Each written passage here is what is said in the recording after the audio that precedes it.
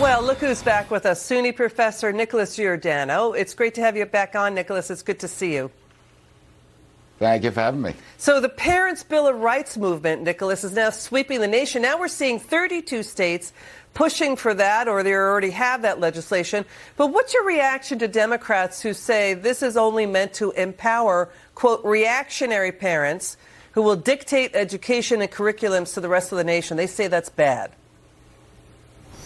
Well, we saw in the governor's race in Virginia where you had Terry McAuliffe say parents shouldn't have a say in their children's education. The same thing with President Biden, that when the children are in school, well, they're not the parents shouldn't have a role. And that's just untrue. I mean, we saw during the coronavirus, we were horrified at what the students were learning.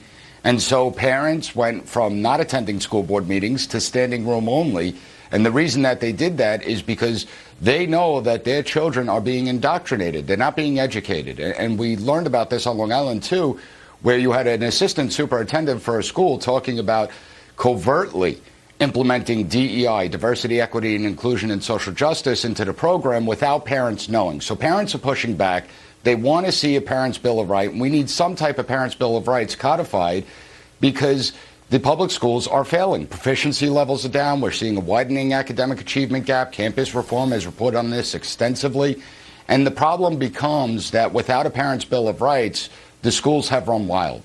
You have officials that are talking about doing away with standardized testing for proficiency levels because students are at all-time lows when it comes to proficiency. And we're seeing a surge in enrollments when it comes to private school and Catholic education.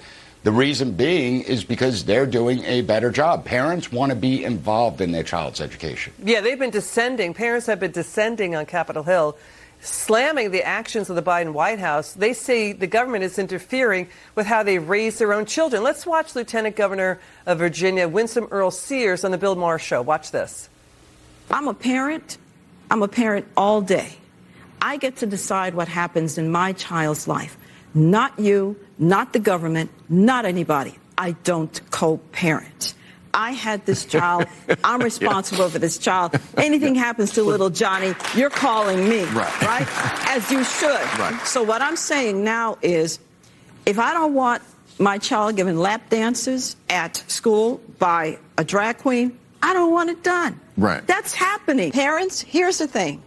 You send your child to school. You want them to learn history. You want them to learn how to read and write and do arithmetic. If that's not happening, then what is the point? What do you think, Nicholas? You know, it's so sad. Public schools were meant for the poor, right? And it's terrible what's going on. What did you think of Lieutenant Governor Winsome Earl Sears here? I think she's absolutely right. And listen, we need a vibrant public education system. And if the public education system's not going to do that, that's where we need to attach school choice as well, where the tax dollars actually follow the student. Maybe that will create competition and force public schools to take more emphasis on reading, writing, arithmetic, government, civics.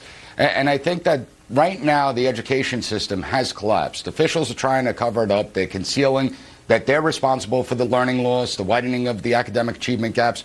But as parents, we have a right to determine when our children learn about controversial topics. It's not the school's job. It's not the teacher's job. We don't need to be teaching gender ideology to children as young as kindergarten. It's completely out of control. Stay on this for a second. How come they've lost all common sense? Children have anxiety. Children get scared. They are not ready for adult subjects like that. It's meant for more mature students, possibly even as late as senior or junior in high school, I would say. Why are they? It literally is causing tremendous anxiety for children. We've seen reports about this. So why have they lost all sense of common sense here? Because they become ideologues. They're not educating the children. They're pushing an ideology and agenda on the children. I mean, these are theories that used to be taught at the college level that are now being incorporated into the youngest grades possible. And these children haven't learned how to think critically. They don't know how to look for evidence and formulate arguments and push back. Right. And so we need to take a proactive approach in the education system. Nicholas Giordano, thanks for joining us.